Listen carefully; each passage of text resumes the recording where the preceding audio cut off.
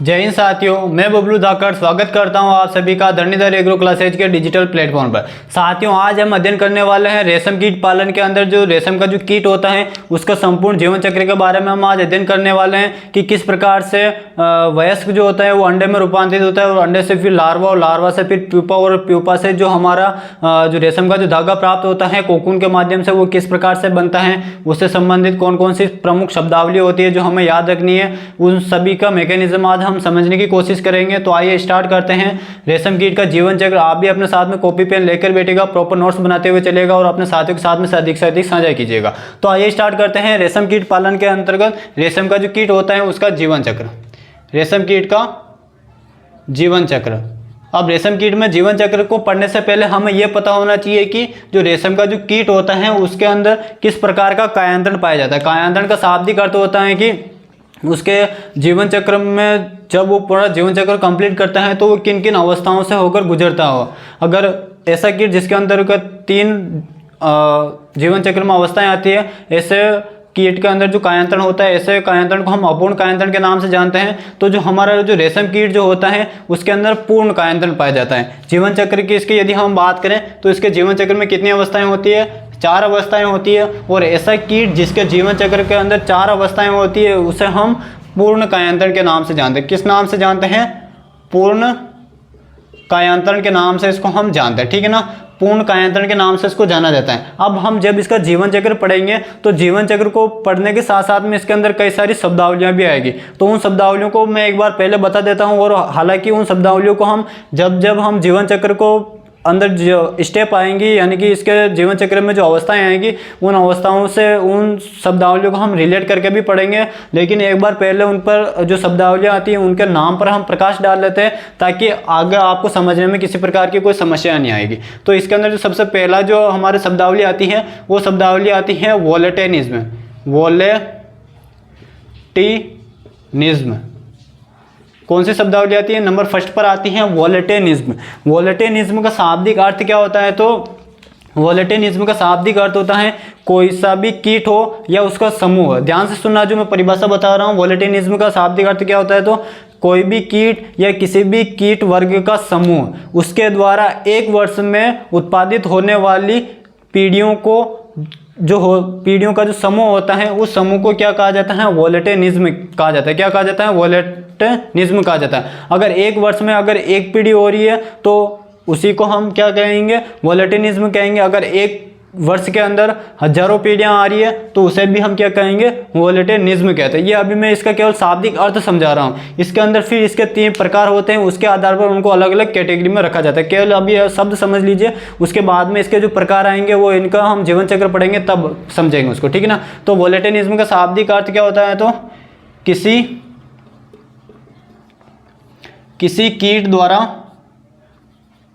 कीट द्वारा अब यहाँ पर कीट पर्टिकुलर एक इंसेक्ट भी हो सकता है और पर्टिकुलर किसी एक कीट का ग्रुप भी हो सकता है, ठीक है ना। तो किसी कीट द्वारा एक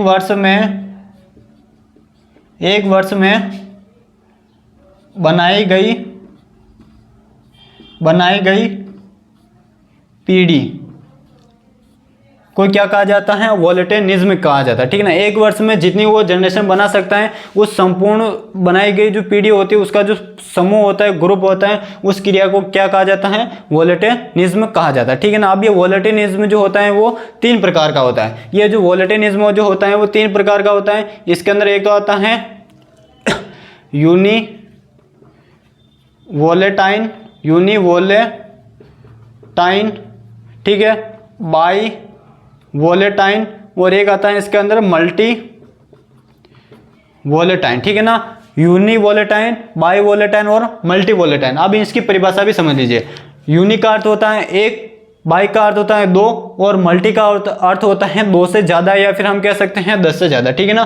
तो अगर ऐसा कीट समूह जो एक वर्ष में केवल एक पीढ़ी को बनाता है या निर्माण करता है, ऐसे कीट के जो समूह होता है उस समूह को क्या कहा जाता है? यूनिवोलेटाइन के नाम से जाना जाता है, ठीक है। बाई वोलेटाइन का अर्थ क्या होता है? तो ऐसा कीट समूह जो अपने एक वर्ष के जीवन चक्र में कितनी 2 पीढ़ियां बनाता है उसे हम बाई वोलेटाइन के नाम से जानते हैं, और मल्टी वोलेटाइन जो होता है वो एक वर्ष में कई सारी पीढ़ियों का निर्माण कर सकता है, उसे हम मल्टी वोलेटाइन के नाम से जानते हैं। तो अब हम बात करते हैं जो रेशम कीट जो होता है वो किस प्रकार की कैटेगरी के अंतर्गत आता है। तो जो रेशम कीट जो होता है वो तीनों प्रकार की कैटेगरी के अंतर्गत आता है, यानी कि जो मैंने अभी आपको प्रजातियां बताई थी उसके अंदर कई सारी प्रजातियां होती है जो यूनिवोलेटाइन के अंतर्गत भी रखी जाती है, बाई वोलेटाइन के अंदर भी रखी जाती है और मल्टी वोलेटाइन के अंदर भी रखी जाती है। उसमें से जो मूंगा जो सिल्क वर्म होता है वो किस श्रेणी में आता है, मल्टी वोलेटाइन श्रेणी के अंतर्गत आता है, ये हमें ध्यान रखना, ठीक है ना। तो यहाँ पर मैं इसका मल्टी वोलेटाइन का उदाहरण लिख देता हूँ। इसका उदाहरण हो जाएगा क्या, मूंगा सिल्क वर्म, ठीक है ना। मूंगा सिल्क वर्म जो होता है वो हमारे मल्टी वोलेटाइन का होता है, यानी कि ये मूंगा सिल्क वर्म जो होता है एक वर्ष में कई सारी पीढ़ियों का निर्माण करता है, इसी कारण से इसको मल्टी वोलेटाइन श्रेणी के अंतर्गत रखा गया है, ये हमें ध्यान रखना है, ठीक है ना। तो हमारे पहली जो शब्दावली होती है वो यहाँ पर हमारे कंप्लीट होती है। ये किससे संबंधित होती है, तो ये जनरेशन से संबंधित होती है। तो जनरेशन जो बनती है वो किस अवस्था से बनती है, अंडे से बनती है, तो ये अंडे से संबंधित जनरेशन होती है, ये हमें ध्यान रखना, ठीक है ना। पहला टर्म यहाँ पर हमारे कंप्लीट होता है। और उसके बाद में जो दूसरा जो टर्म आता है वो कोकून से संबंधित आता है। जब हम कोकून के बारे में पढ़ेंगे तब वहाँ पर मैं समझा दूंगा कि उससे संबंधित 3 टर्म आते हैं। एक तो आता है ड्यूपियंस आता है, एक आता है पियरिंग कोकून आता है, और एक आता है स्टिफ फिलिंग आता है। ये तीनों जो टर्म होते हैं ये हमारे मुख्य रूप से कोकून से संबंधित होता है, ये हमें ध्यान रखना, ठीक है ना। ये हालांकि ये क्या होता है मैं जब कोकून पढ़ाऊंगा तो वहां पर मैं बता दूंगा। सबसे इंपॉर्टेंट आता है वोलेटिनिज्म, इसकी परिभाषा कई बार एग्जाम के अंदर पूछ ली जाती है, तो ये इसकी परिभाषा याद रखना इंपॉर्टेंट है, ये हमको पता होना चाहिए, ठीक है। इसको अगर आप छापना चाहते हो तो कॉपी के अंदर फटाफट से छापिए, स्क्रीनशॉट लेना चाहते हो तो स्क्रीनशॉट लीजिए, फिर हम आगे बढ़ते हैं। अब हम इसका जीवन चक्र देखते हैं। जीवन चक्र में मैंने बता दिया था आपको कि इसके अंदर कितना पूर्ण कायांतरण पाया जाता है। तो जीवन चक्र के अंदर इसका कितनी अवस्थाएं होगी, 4 अवस्थाएं होगी। कितनी अवस्थाएं होगी जीवन चक्र में, 4 अवस्थाएं होंगी। तो यहाँ पर तो हो जाएगा हमारे वयस्क, ठीक है। वयस्क से क्या बनेगा, फिर वयस्क से हमारे क्या बनेगा, अंडा बनेगा, ठीक है।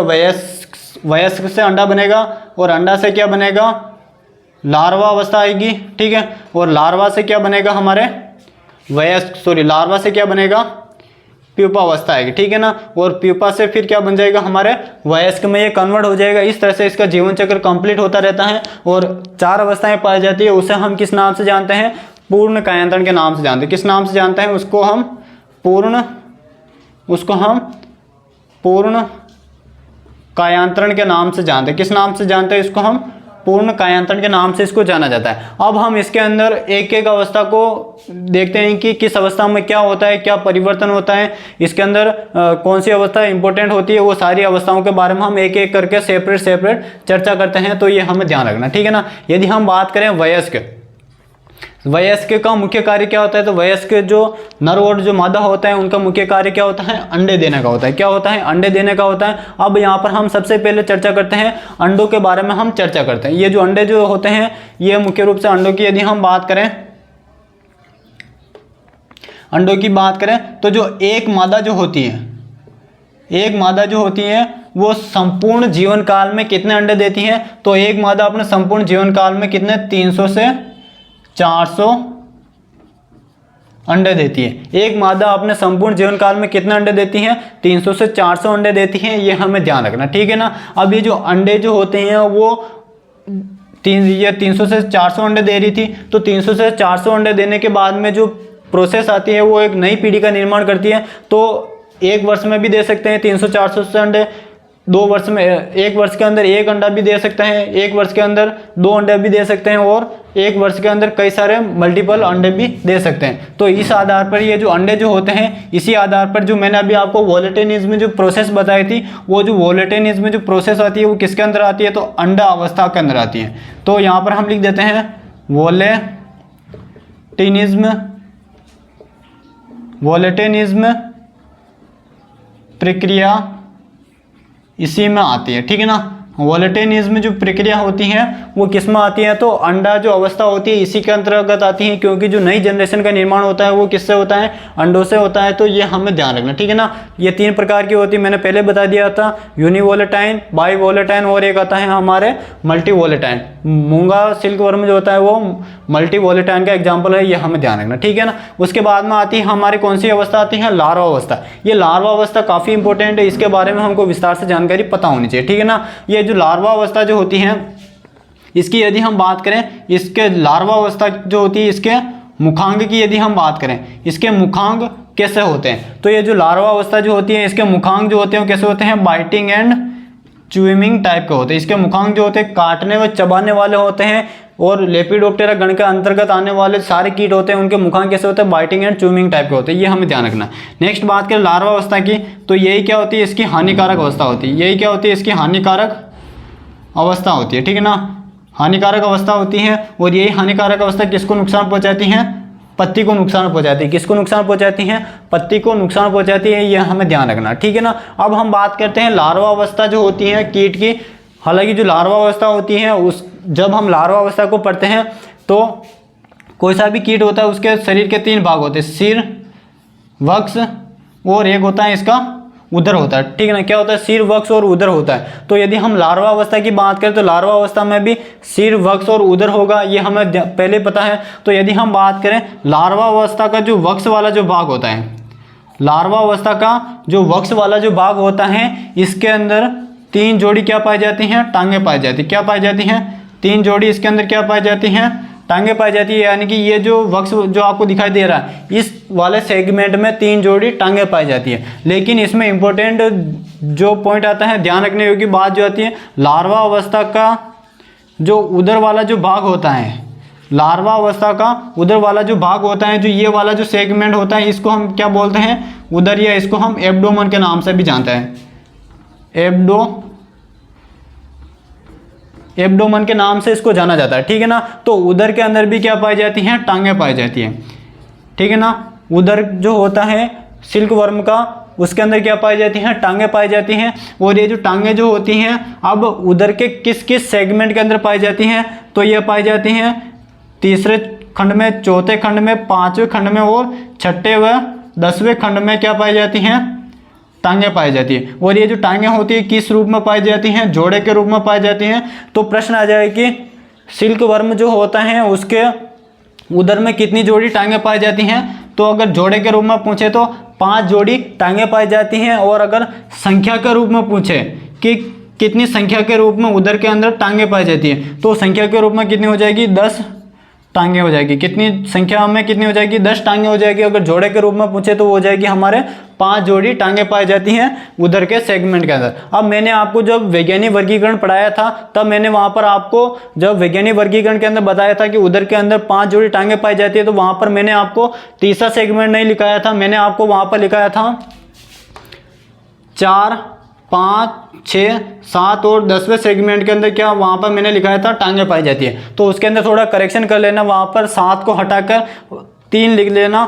3रे, 4थे, 5वें, 6ठे और 10वें खंड में क्या पाई जाती हैं, टांगे पाई जाती है। इसमें थोड़ा करेक्शन कर लेना, वहाँ पर थोड़ी त्रुटि हो गई थी तो इसमें थोड़ा करेक्शन कर लेना, तो उसके बाद में आपका जो मैटर है वो बिल्कुल एक्यूरेट सही हो जाएगा, ठीक है ना। तो ये लार्वा अवस्था से संबंधित जो जानकारी होती है वो हमें ध्यान रखनी है। परीक्षा के अंदर सीधा सीधा इसका जीवन चक्र कई बार पूछ लिया जाता है, तो हमें हर तरह से तैयार रहना, ठीक है ना। ये होता है इसका पूरा लार्वा अवस्था से संबंधित जो भी महत्वपूर्ण जानकारी होती है वो यहाँ पर हमारे कंप्लीट होती है, ठीक है ना। यदि आप इसका स्क्रीनशॉट लेना चाहते हैं तो स्क्रीनशॉट लीजिए। फिर हम प्यूपा अवस्था के बारे में देखते हैं कि ये जो प्यूपा अवस्था जो होती है ये किस प्रकार से कोकून का निर्माण करती है, और आगे जाकर कोकून फिर हमारा रेशम के धागे में परिवर्तित हो जाता है, और वो जो रेशम का धागा होता है उससे संबंधित कुछ महत्वपूर्ण शब्दावली आती है, उनके बारे में भी हम अध्ययन करेंगे, ठीक है ना। इसका फटाफट से स्क्रीनशॉट लीजिए, फिर हम आगे बढ़ते हैं। अब हम देखते हैं प्यूपा अवस्था के बारे में। किस अवस्था के बारे में, प्यूपा अवस्था के बारे में। प्यूपा अवस्था की बात करें तो सबसे पहले प्यूपा से प्रश्न जो आता है वो आता है यह कीट की किस प्रकार की अवस्था होती है। प्यूपा जो अवस्था होती है किस प्रकार की अवस्था होती है, तो ये याद रखिएगा। प्यूपा जो अवस्था होती है वो किसी भी कीट में किस प्रकार की अवस्था होती है, निष्क्रिय अवस्था होती है। किस प्रकार की अवस्था होती है? निष्क्रिय अवस्था होती है, ठीक है ना। किस प्रकार की अवस्था होती है? निष्क्रिय अवस्था होती है। अब ये जो लार्वा से प्यूपा में बदलता है तो ये कितने दिन में बदलता है ये भी ध्यान रखिएगा। ये बदलता है 30 से 35 दिन में। किस में बदल जाता है? प्यूपा अवस्था में बदल जाता है। लार्वा से ये किस में बदल जाता है? प्यूपा में बदल जाता है। ये हमें ध्यान रखना, ठीक है ना। अब नेक्स्ट बात करें, ये जो प्यूपा जो होता है इसके, ये जब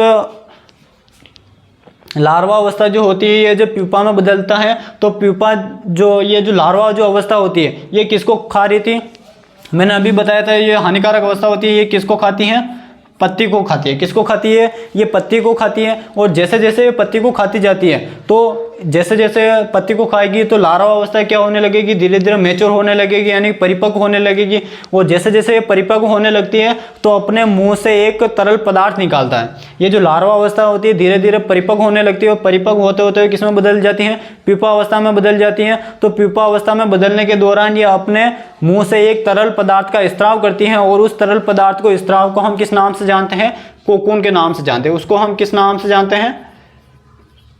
कोकून के नाम से जानते हैं। जब लार्वा अवस्था परिपक्व होती है तो परिपक्व होने के बाद में वो अपने मुंह से एक तरल पदार्थ निकालती है और उस तरल पदार्थ को किस नाम से जाना जाता है? कोकून के नाम से जाना जाता है। तो तरल पदार्थ निकालने के बाद में ये किस में बदल जाती है? प्यूपा में बदल जाता है। और प्यूपा जो होता है वो निष्क्रिय अवस्था होता है। तो जो प्यूपा अवस्था जो होता है वो निष्क्रिय अवस्था में किस के अंदर ही रहता है और प्यूपा में बदलता है तो किसके अंदर रहता है? कोकून के अंदर रहता है। यानी कि प्यूपा अंदर की तरफ रहता है और कोकून का जो आवरण होता है वो प्यूपा अवस्था के बाहर की तरफ पाया जाता है। तो हम कह सकते हैं कोकून के अंदर ही ये किस में बदलता है? प्यूपा में बदलता है। यानी कि ये कोकून के अंदर किस में बदलता है? निष्क्रिय अवस्था में ये रहता है। तो यहाँ पर हम इसको बना लेते हैं। ये इसका प्यूपा अवस्था हो गया और इसके चारों तरफ ये क्या होगा? कोकून का आवरण होगा। क्या होगा?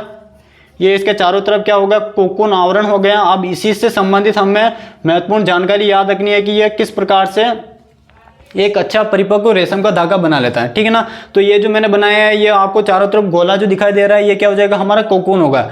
और इस कोकून के अंदर ही प्यूपा अवस्था निष्क्रिय अवस्था में पड़ा हुआ है, ठीक है ना। ये हमें ध्यान रखना। अब पूरी कहानी ध्यान से सुनिएगा। कोकून से संबंधित 4-5 बातें हैं जो हमें ध्यान रखनी है। ये जो कोकून जो होता है यही आगे जाकर किस में बदलता है? रेशम का धागा में बदलता है। किस में बदलता है? कोकून जो होता है ये किस में आगे जाकर किस में बदलता है? रेशम का जो धागा होता है उसमें ये जाकर ये बदलता है। तो हमें क्या करना है? एक अच्छा रेशम का धागा प्राप्त करना है। हमें क्या करना है? एक अच्छा रेशम का धागा प्राप्त करना है जो बिल्कुल ना ही कटा छटा हो, ना ही उसके अंदर किसी प्रकार की कोई बाइंडिंग हो, यानी कि उसके अंदर किसी प्रकार का कोई झुकाव ना हो। एक अच्छा परिपक्व हमें रेशम का धागा प्राप्त करना है। तो उसके लिए कुछ 4 से 5 शब्दावली आती हैं, वो हम देख लेते हैं। शब्दावलियों को देखने से पहले ये जो कोकून जो होता है वो कितने समय में कितना कोकून बनता है वो हम देख लेते हैं। ये जो कोकून जो होता है यदि हम बात करें 1 मिनट के अंदर, 1 मिनट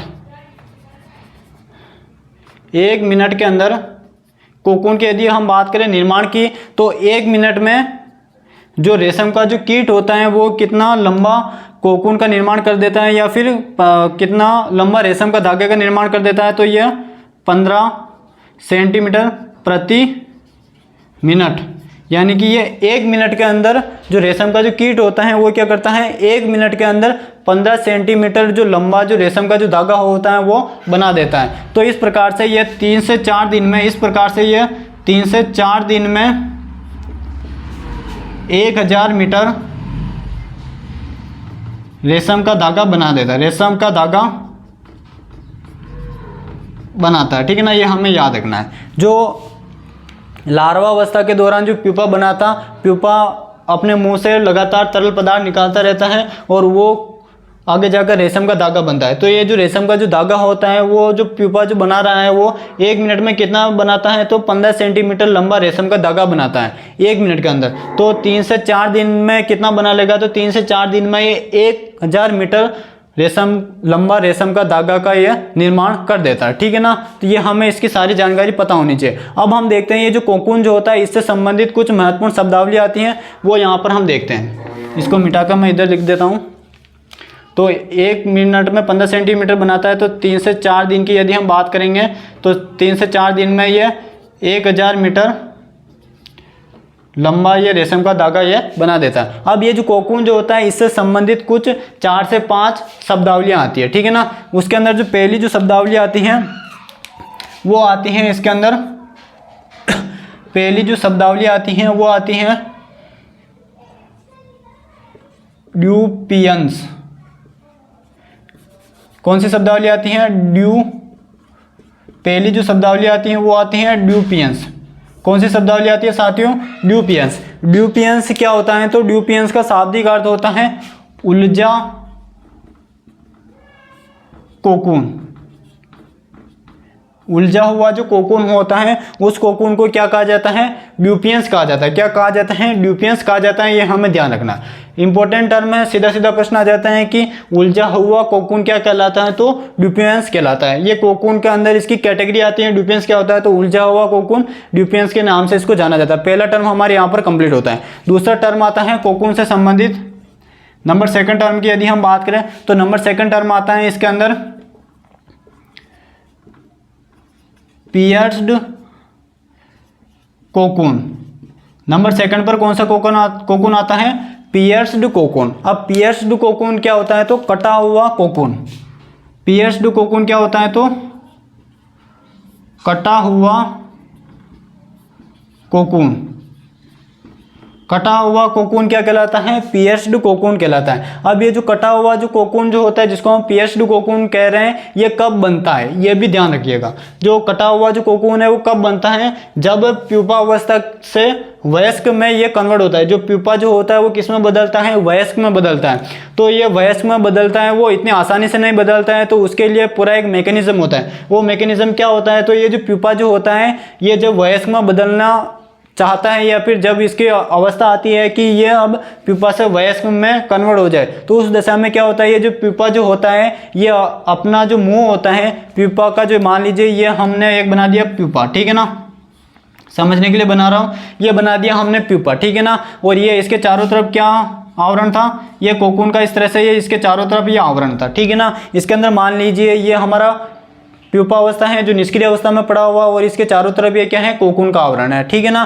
तो होता क्या है? ये जो इसका ये जो मुंह दिखाई दे रहा है आपको, जब ये किस में बदलेगा? वयस्क में बदलेगा, तो ये इसका जो मुंह होता है इस मुंह से ये एक क्षारीय पदार्थ निकालता है। इसके मुंह से ये क्या निकालता है? एक एल्केलाइन सब्सटेंस निकालता है, क्षारीय पदार्थ निकालता है। और ये जो क्षारीय पदार्थ होता है, इस क्षारीय पदार्थ का मुख्य गुण होता है कि ये जो इसके चारों तरफ कोकून का जो आवरण दिखाई दे रहा है, ये कोकून के आवरण को ये क्षारीय पदार्थ क्या कर देता है? गला देता है, ठीक है ना, गला देता है।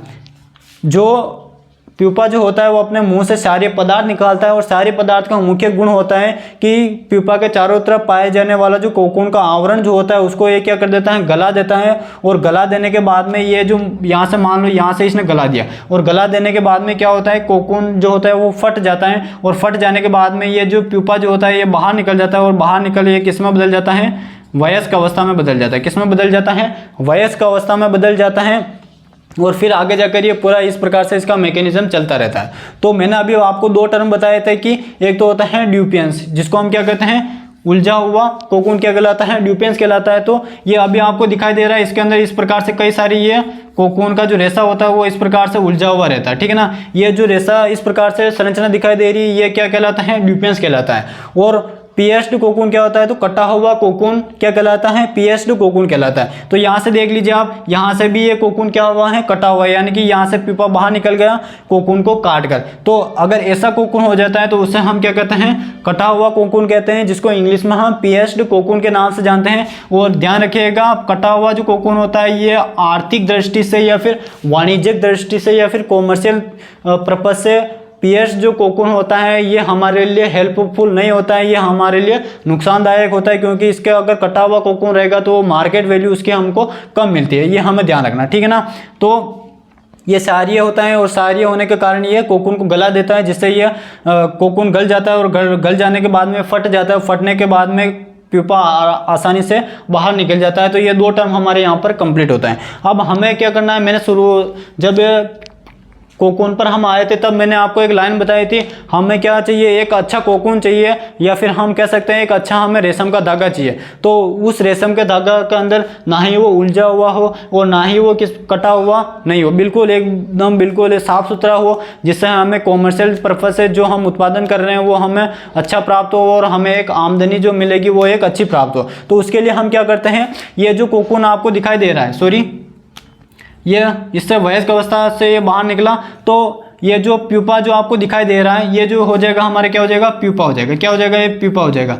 अब हमें एक अच्छा रेशम का धागा प्राप्त करना है, तो हम क्या करेंगे, ये हमारा पूर्ण रूप से अभी अपरिपक्व अवस्था में, ये निष्क्रिय अवस्था में कोकून के अंदर प्यूपा पड़ा हुआ है। तो अब हम क्या करेंगे, हमें एक अच्छा रेशम का धागा प्राप्त करना है, तो उसके लिए हमें क्या करना पड़ेगा, ये जो प्यूपा है इस प्यूपा को हमको क्या करना पड़ेगा, हटाना पड़ेगा। इस प्यूपा को हमें को क्या करना पड़ेगा, हटाना होगा, ठीक है ना। इस प्यूपा को हमको क्या करना पड़ेगा, हटाना होगा। और हटाने के लिए हम क्या करेंगे, क्यों ना हम ऐसा करें, ये जो प्यूपा जो अंदर रेशम का, ये जो कोकून के अंदर जो प्यूपा पड़ा हुआ है, क्यों ना हम इसी प्यूपा जो है इसी को हम खत्म कर दें, यानी कि इसी को हम मार दें। तो मारने की जो क्रिया होती है उस क्रिया को हम स्टिफ फिलिंग के नाम से जानते हैं। किस नाम से जानते हैं, स्टिफ फिलिंग के नाम से जानते हैं। ये आपने यहाँ पर लिख लिया होगा, मैं इसको थोड़ा मिटा देता हूँ, यहाँ पर मैं आप लिख देता हूँ। अगला जो हमारे कोकून से संबंधित टर्म आता है नंबर 3 का, वो आता है स्टिफ फिलिंग। क्या आता है, नंबर 3 पर जो आता है वो आता है स्टिफ फिलिंग। तीसरा टर्म आता है स्टिफ फिलिंग। स्टिफ फिलिंग का शाब्दिक अर्थ क्या होता है, तो प्यूपा को कोकून में ही नष्ट करना, कोकून प्यूपा को कोकून में ही नष्ट करना क्या कहलाता है, स्टिफ फिलिंग कहलाता है। और स्टिफ फिलिंग करने का जो मुख्य जो उद्देश्य रहता है वो हमारा क्या रहता है, हमें अच्छा किस्म का रेशम का धागा प्राप्त हो और जो ना ही उलझा हुआ हो ना ही कटा हुआ हो, और उसके माध्यम से हमें वाणिज्यिक जो लाभ होता है वो आसानी से अच्छी मात्रा में उपलब्ध हो जाए। यही स्टिफ फिलिंग का मुख्य उद्देश्य होता है। तो ये हमें ध्यान रखना है कि प्यूपा से संबंधित जो कोकून होता है उससे संबंधित 3 टर्म आते हैं। कौन कौन से, ड्यूपियंस, पियर्स्ड कोकून और एक आता है स्टिफ फिलिंग। ये का ये पूरा मैकेनिज्म मैं एक बार फिर समझा रहा हूँ, जहाँ पे समझ में नहीं आया एक बार फिर इससे इसको अच्छे से देख लेना, काफ़ी इंपॉर्टेंट है, ये हमें ध्यान रखना, ठीक है ना। लार्वा अवस्था तक तो आपको समझ में आ गया होगा। उसके बाद में क्या होता है, 30 से 35 दिन में किस में बदल जाता है, लार्वा प्यूपा में बदलता है। जैसे ही प्यूपा में बदलता है तो जो लार्वा अवस्था क्या करती है, पत्ती को खाती है। पत्ती को जैसे जैसे खाएगी वो मैच्योर होगी तो वो क्या करेगा, अपने मुंह से एक तरल पदार्थ निकालेगा और उस तरल पदार्थ को क्या नाम दिया जाता है, कोकून नाम दिया जाता है। क्या नाम दिया जाता है, कोकून नाम दिया जाता है। और इस कोकून के अंदर ही वह क्या रहता है, निष्क्रिय अवस्था में बना रहता है। तो प्रश्न आ सकता है कि जो रेशम कीट जो होता है उसकी जो प्यूपा अवस्था होती है वो निष्क्रिय अवस्था में या फिर प्यूपा में कहाँ पर बदलती है, भूमि के अंदर बदलती है, पौधे के अंदर बदलती है, या फिर जड़ वाले क्षेत्र में बदलती है, कहाँ पर बदलती है, तो कहाँ पर बदलती है, कोकून के अंदर ही ये प्यूपा अवस्था में बदलती है, ठीक है ना। अब नेक्स्ट आता है, ये जो कोकून जो होता है वो प्यूपा द्वारा इसका निर्माण किया जा रहा है। तो प्यूपा जो होता है वो कितने समय में कोकून का निर्माण करता है, तो जो प्यूपा जो होता है वो 1 मिनट के अंदर कितना 15 सेंटीमीटर कोकून का निर्माण कर देता है। तो 3 से 4 दिन में वह 1000 मीटर कोकून का निर्माण कर देता है, ठीक है ना। अब हमें एक अच्छा किस्म का कोकून प्राप्त करना होता है, तो कोकून प्राप्त करने से संबंधित 3 प्रमुख शब्द आते हैं। पहला, अगर उलझा हुआ कोकून रहेगा, जो ये आपको दिखाई दे रहा है, ये जैसे बाइंडिंग से दिखाई दे रहा है ना, ये एक तरह से उलझा हुआ कोकून है। इस प्रकार का जो कोकून होगा उस कोकून को क्या नाम दिया जाता है, ड्यूपियंस नाम दिया जाता है। और अगर कटा छटा होगा, कटा हुआ जो कोकून होगा, और ये कटा हुआ जो कोकून जो होता है वो कब बनता है, जब प्यूपा जो होता है वो किस में बदलने वाला होता है, वयस्क में बदलने वाला होता है। उस दौरान प्यूपा के द्वारा एक सारे पदार्थ निकाला जाता है, जिसकी वजह से जो कोकून का जो आवरण होता है वो उसके मुंह के सामने से गल जाता है, और गल जाने की वजह से वो जो कोकून होता है वो कट जाता है। और ऐसे कटे हुए कोकून का हम पियर्स्ड कोकून के नाम से हम जानते हैं। अब हमें एक अच्छा रेशम का धागा प्राप्त करना होता है, तो अच्छे रेशम के धागे को प्राप्त करने के लिए हमें क्या करना पड़ेगा, इस प्यूपा को समय से पहले, हमें वयस्क में बदलने से पहले उसको नष्ट करना होगा। और नष्ट करने की जो क्रिया होती है उसको क्या कहा जाता है, स्टिफ फिलिंग कहा जाता है। तो क्या होता है, प्यूपा को कोकून में ही नष्ट करना क्या कहलाता है, स्टिफ फिलिंग कहते हैं। और इसका जो मुख्य उद्देश्य होता है वो क्या होता है, पियर्स्ड जो कोकून जो अवस्था होती है वो अवस्था को बनने से रोकने के लिए हम क्या करते हैं, स्टिफ फिलिंग नामक जो प्रोसेस आती है उसको हम कंप्लीट करते हैं। इसी के साथ में हमारे जो रेशम कीट पालन का जो जीवन चक्र होता है वो यहाँ पर हमारे कंप्लीट होता है। उम्मीद आप सभी को अच्छे से समझ में आ गया होगा कि किस प्रकार से इसका जीवन चक्र कंप्लीट होता है। तो उसके बाद में प्यूपा से फिर ये वयस्क में बदल जाता है। अगर हमें कोकून प्राप्त नहीं करना है या फिर हो सकता है कई सारी दशाओं में इन्वायरमेंटल कंडीशन की वजह से जो स्टिफ फिलिंग की हम प्रोसेस नहीं कर पाते हैं, उस दशा में क्या होता है, ये सारे पदार्थ स्थापित करता है और इसको गला देता है कोकून को, और ये फिर यहाँ से बाहर निकल कर ये फिर किस में बदल जाता है, वयस्क में बदल जाता है। किस में बदल जाता है, वयस्क में बदल जाता है। और वयस्क में बदलने के बाद में ये इसका पूरा जीवन चक्र इस प्रकार से कंप्लीट होता रहता है। इसी के साथ में रेशम कीट का जो जीवन चक्र होता है यहाँ पर हमारे कंप्लीट होता है। उम्मीद आप सभी को रेशम कीट का जो जीवन चक्र है वो समझ में आया होगा। समझ में आया तो इसे अपने साथियों के साथ में अधिक से अधिक शेयर कीजिए, और अभी तक चैनल को सब्सक्राइब नहीं किया तो चैनल को सब्सक्राइब कीजिए। मिलते हैं नेक्स्ट सेशन में किसी और टॉपिक के साथ में, रेशम कीट के साथ में। तब तक के लिए जय हिंद, जय भारत।